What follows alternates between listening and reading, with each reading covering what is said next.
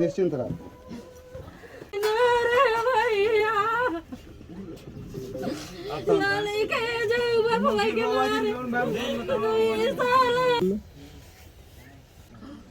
अब शांत रहा।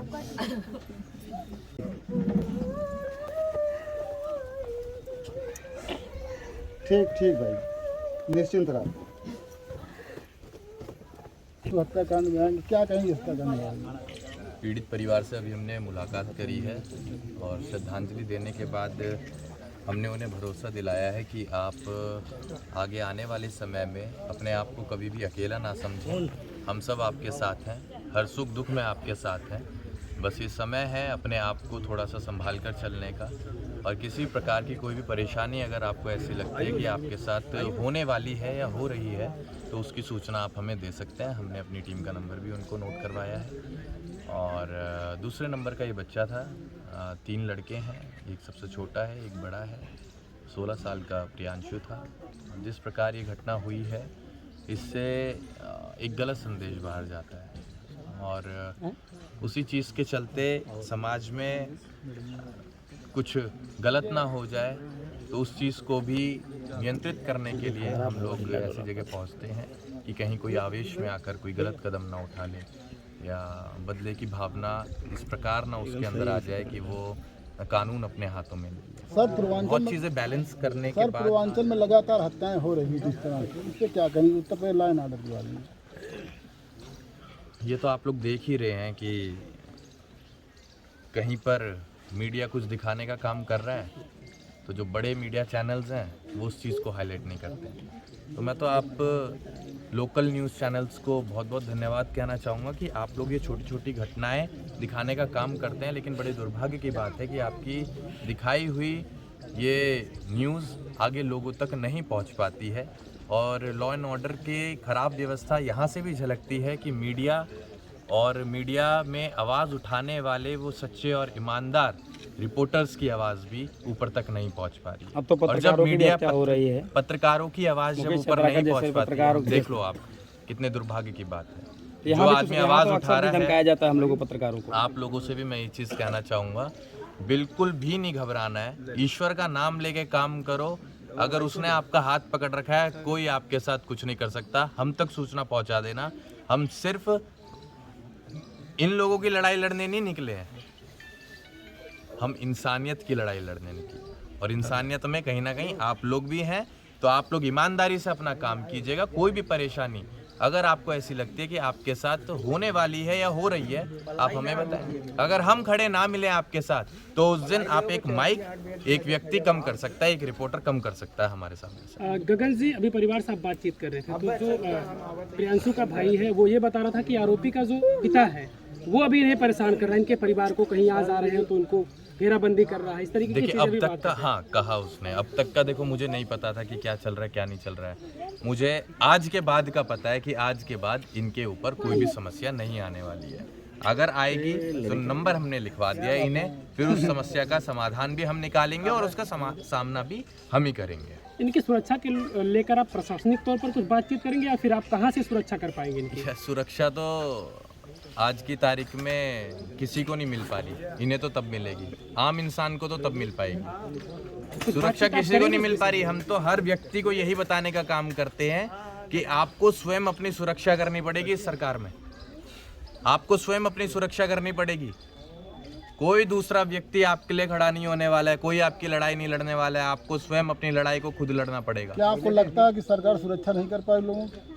नहीं कर पा रही साहब। अगर कर पा रही होती तो आज जो आप क्राइम देख रहे हैं और उसके बाद न्याय का रेशियो कितना है, एक तरफ घटना हो रही है और घटना होने के बाद किसको इंसाफ मिल रहा है, न्याय मिल रहा है, आप एक बार रेशियो निकाल कर देखें, आपको पता चल जाएगा कि सरकार सुरक्षा देने में सामर्थ्य रखती है या नहीं रखती। गगन जी, आप पर भी आरोप लग रहे हैं क्योंकि आप थोड़ा समय से पूर्वांचल में सक्रिय हो रहे हैं, तो लोगों को ये लग रहा है कि गगन जी आते हैं और भौकाल बनाकर यहाँ से चले जाते हैं। यार ये आपके जाने के बाद ये चीजें सामने आती हैं, तो क्या कहेंगे आप? ये भौकाल है या फिर आप सक्रिय जो हुए हैं उसमें काम भी कुछ कर रहे हैं? राजनीति एक ऐसा विषय है जहाँ पर अच्छा काम भी करोगे ना तो दाग लगेगा, और हमें कौन क्या कहता है इससे फ़र्क नहीं पड़ता।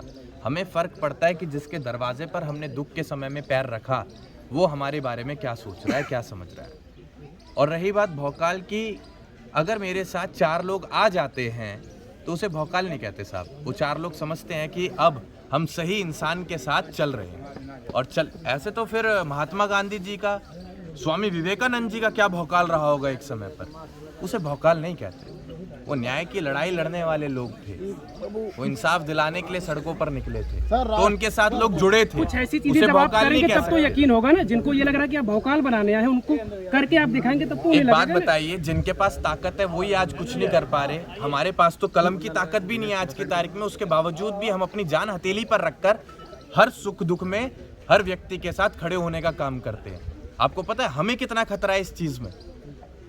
इतना खतरा एक पत्रकार भाई को भी नहीं होगा, मेरे उस पीड़ित परिवार को भी नहीं होगा जिसके साथ घटना हुई है, जितना खतरा हमें आज की तारीख में रहता है अपने घर की दहलीज के बाहर पैर रखते हुए। लेकिन फिर भी हम आ रहे हैं ना। सर अहिर रेजिमेंट लेकर क्या आपका ओपिनियन है? अहिर रेजिमेंट एक ऐसी लड़ाई है, जिस प्रकार देश में तमाम जाति आधारित रेजिमेंट्स की व्यवस्था बनी हुई है, उसी प्रकार यादव समाज की भी कई वर्षों से ये मांग चलती आ रही है कि जाति आधारित रेजिमेंट्स की अगर व्यवस्था बनी हुई है तो हमें भी उसमें हिस्सा दिया जाए और हमारी भी जाति आधारित रेजिमेंट बनाई जाए। तमाम जाट रेजिमेंट है, राजपूत रेजिमेंट है, गोरखा रेजिमेंट है, तो हम भी चाहते हैं कि हमारी भी रेजिमेंट बने, यादव समाज की भी रेजिमेंट। पहले आप यादव, जितना देश भर के यादव 35 करोड़ के आसपास उनकी संख्या आ रही है, एक कंक्लूडिंग तो हो जाए कितने हैं यादव हैं, वही अपने को अहिर मानते हैं, कहीं कहीं एससी मानते हैं, सरकार ने बनाया है हिमाचल में, कहीं कहीं बंगाल में जाएंगे तो वहाँ अपने आप को सवर्ण समझता है यादव, तो कैसे अहिर रेजिमेंट में शामिल होगा? ये सवाल आपका बहुत अच्छा है। यहाँ विषय SC OBC जनरल का नहीं होना चाहिए। यहाँ विषय ये है कि यादव समाज को कमजोर बनाने के लिए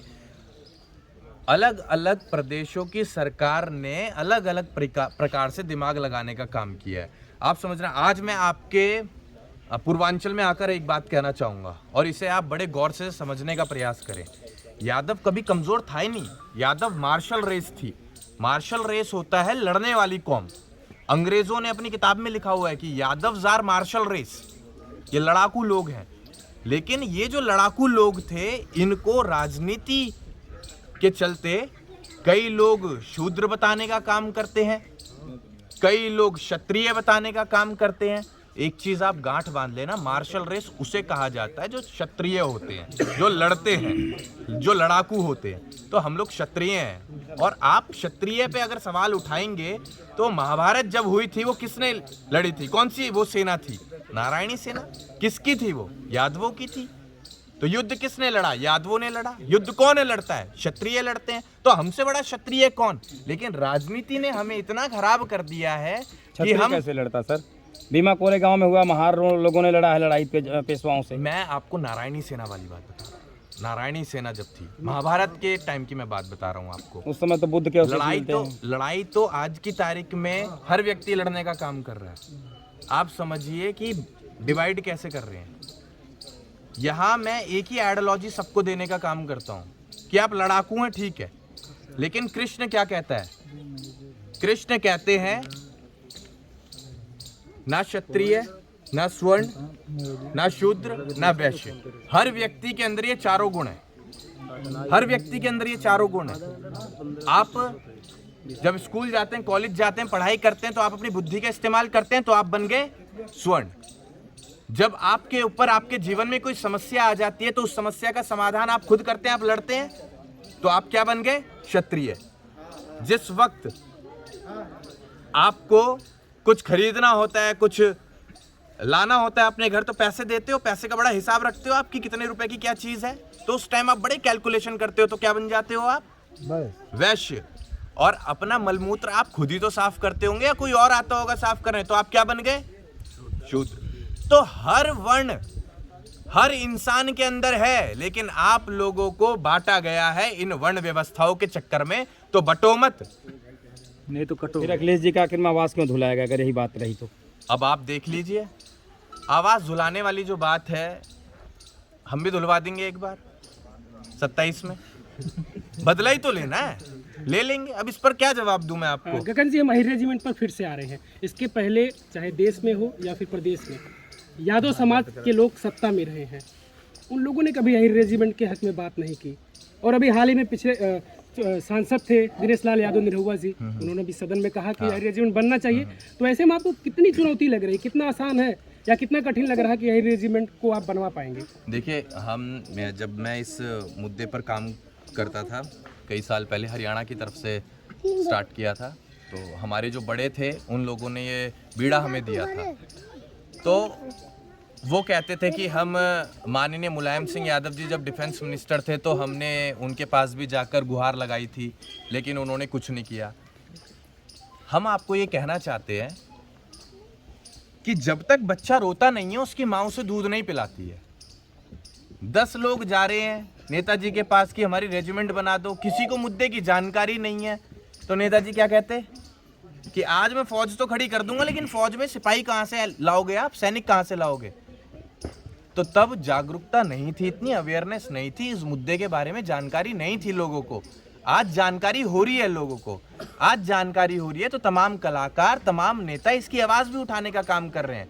और ये मुद्दा एक राजनीतिक मुद्दा भी बन चुका है, और हम तो कहेंगे इसे राजनीति से जोड़ के रखो, क्योंकि जब तक सदन में आपकी मेजॉरिटी में लोग नहीं बैठे होंगे तब तक इस मुहिम में आपको सफलता नहीं मिल सकती।